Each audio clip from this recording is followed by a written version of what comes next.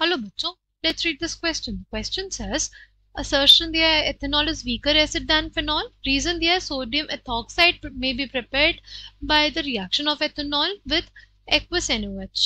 Right, हमें बताना है जो assertion है, reason है, वो correct है या incorrect है. ठीक है. The key concept for this question is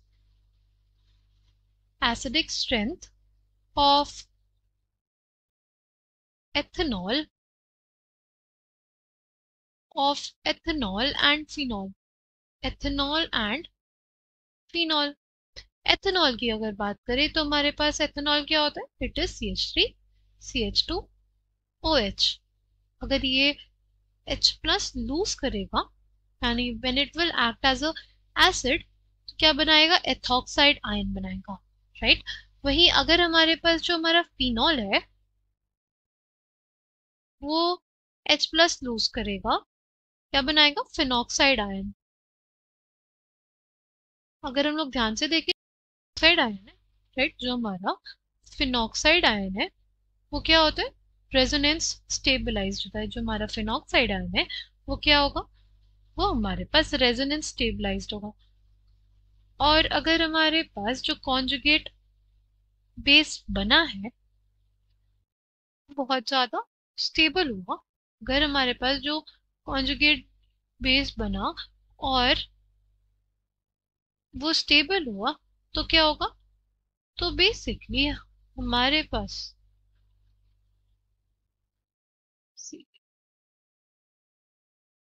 last resonant structure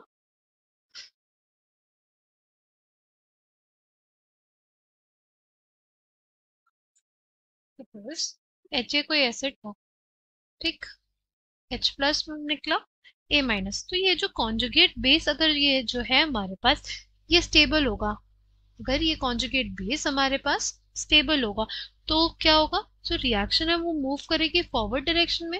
right. अगर ये हमारा कॉन्जुगेट बेस जो है वो स्टेबल हुआ तो रिएक्शन मूव करेगी फॉरवर्ड डायरेक्शन में.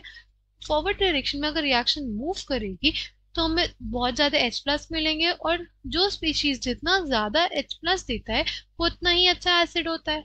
राइट. तो इस वजह से हमारे पास जो फिनॉल होगा वो ज्यादा अच्छा एसिड होता है.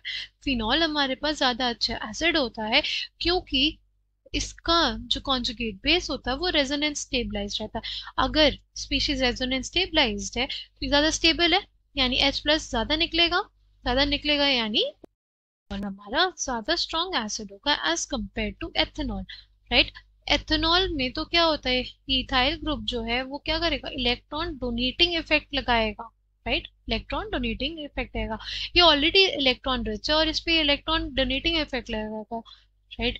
यानी उसको डिस्टेबलाइज करेगा. बट फिनॉक्साइड आयन स्टेबल है, इस वजह से हमारे पास फिनॉल जो होगा ज्यादा अच्छा एसिड होगा. यानी जो स्टेटमेंट है कि ethanol is a weaker acid than phenol, ये जो स्टेटमेंट है ये हमारे पास करेक्ट है.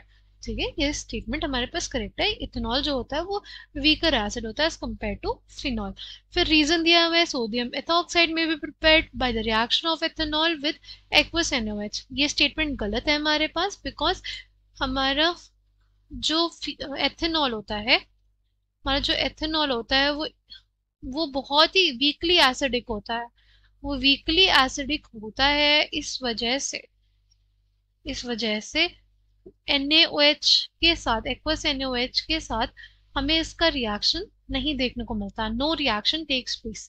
एथेनॉल का NaOH के साथ, एक्वस NaOH के साथ कोई रिएक्शन नहीं होता है. तो रीजन जो है वो हमारा इनकरेक्ट है और असर्शन हमारा ट्रू है. कौन सा ऑप्शन करेक्ट हो जाएगा, option C. I hope you understood it well. Thank you.